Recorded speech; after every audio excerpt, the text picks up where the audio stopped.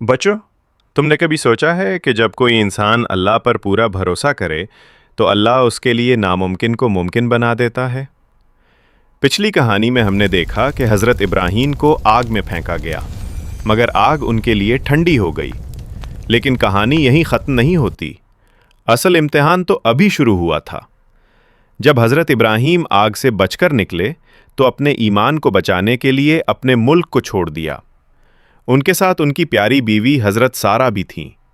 وہ دونوں اللہ کے حکم سے ایک جگہ سے دوسری جگہ جاتے رہے، کبھی شام، کبھی فلسطین، پھر مصر۔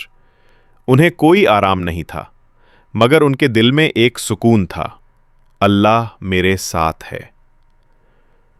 کئی سال گزر گئے۔ حضرت ابراہیم کے دل میں ایک خواہش تھی: رب هب لي من الصالحين فبشرناه بغلام حليم۔ اے اللہ، مجھے ایک نیک اولاد عطا فرما جو تیرے دین کی خدمت کرے۔ اللہ نے ان کی دعا قبول کی اور بوڑھے ابراہیم کو ایک پیارا بیٹا عطا کیا، حضرت اسماعیل۔ اللہ نے حکم دیا کہ ابراہیم اپنی بیوی حضرت ہاجر اور ننھے اسماعیل کو ایک بنجر وادی میں چھوڑ آئیں، جہاں کوئی درخت نہ تھا نہ پانی، صرف ریت ہی ریت تھی۔ حضرت ہاجر نے پوچھا: اے ابراہیم، کیا آپ ہمیں یہاں اکیلا چھوڑ رہے ہیں؟ ابراہیم نے سر جھکا کر کہا: یہ اللہ کا حکم ہے۔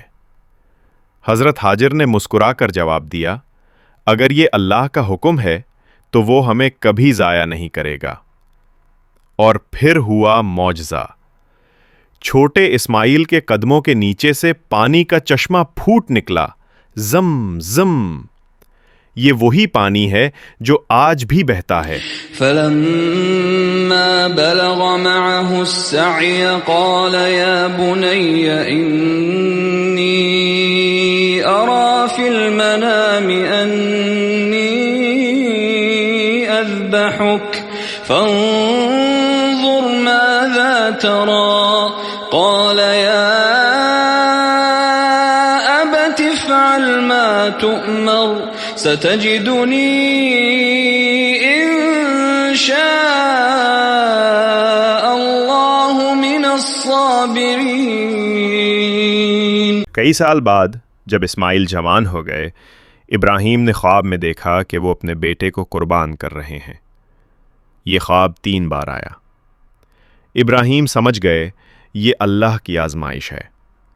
انہوں نے بیٹے سے کہا: بیٹا، میں خواب میں دیکھتا ہوں کہ تمہیں اللہ کے لیے ذبح کر رہا ہوں۔ حضرت اسماعیل نے کہا: ابا جان، جو حکم دیا گیا ہے وہ کیجیے، آپ مجھے صبر کرنے والوں میں پائیں گے۔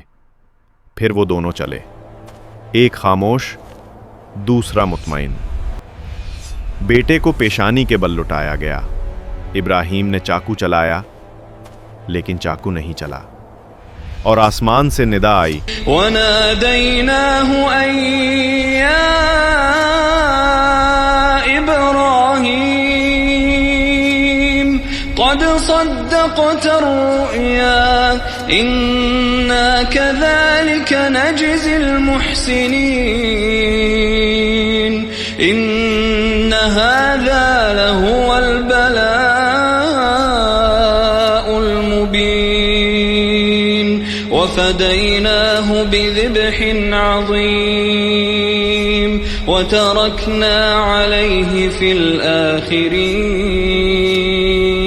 سَلَامٌ عَلَى إِبْرَاهِيمَ۔ اے ابراہیم، تم نے خواب سچا کر دکھایا۔ بیٹے کی جگہ ایک بڑا مینڈھا موجود تھا۔ اللہ نے ان کی قربانی قبول کر لی۔ یہ دن بن گیا عید الاضحیٰ۔ وقت گزرا۔ اللہ نے ابراہیم اور اسماعیل کو حکم دیا: میرے گھر کی بنیاد رکھو، جہاں میرا نام بلند ہو اور لوگ عبادت کے لیے آئیں۔ وہ دونوں مل کر پتھر رکھتے، ایک ایک دیوار تعمیر کرتے اور ساتھ ساتھ دعا کرتے: اے ہمارے رب، ہم سے یہ عمل قبول فرما، ہمیں اور ہماری اولاد کو اپنا فرما بردار بنا، اور اس امت میں ایک نبی پیدا کر جو تیری آیات تلاوت کرے۔ اللہ نے ان کی دعا سن لی اور صدیوں بعد اسی گھر سے محمد آئے جو ابراہیم کی دعا کا جواب تھے۔ بچوں، ابراہیم نے اپنی زندگی میں ہر چیز قربان کر دی، گھر، وطن، سکون اور حتیٰ کہ اپنا بیٹا بھی، مگر اللہ کے حکم کے آگے کبھی جھکے نہیں۔ ان کی زندگی ہمیں سکھاتی ہے صبر کے بعد ہمیشہ رحمت آتی ہے، دعا کے بعد ہمیشہ خوشخبری آتی ہے، اور ایمان کے بعد ہمیشہ فتح آتی ہے۔ جب تم قربانی، دعا یا صبر کا وقت پاؤ تو یاد رکھو اللہ تمہیں دیکھ رہا ہے اور تمہارے لیے بہترین وقت تیار کر رہا ہے۔